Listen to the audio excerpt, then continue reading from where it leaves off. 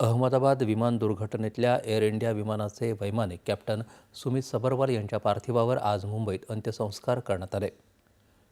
सुमित यांचं पार्थिव आज मुंबईत आणण्यात आलं. त्यानंतर पवई इथं त्यांच्या निवासस्थानी अंत्यदर्शनासाठी त्यांचं पार्थिव ठेवण्यात आलं होतं.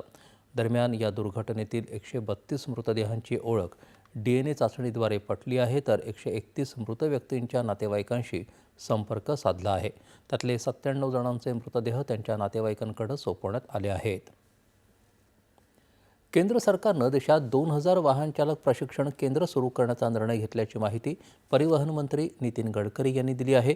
ही प्रशिक्षण केंद्र देशातल्या मागास आणि आदिवासी भागांमध्ये सुरू केली जातील.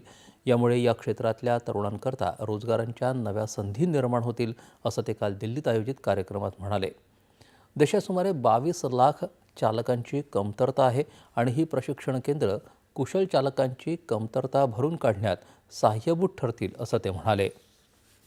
रस्ते अपघात कमी करण्यासाठी देखील सरकारनं अनेक पावलं उचलली आहेत, असं सांगत त्यांनी वाहतूक नियमांचं पालन करावं असं आवाहन लोकांना केलं.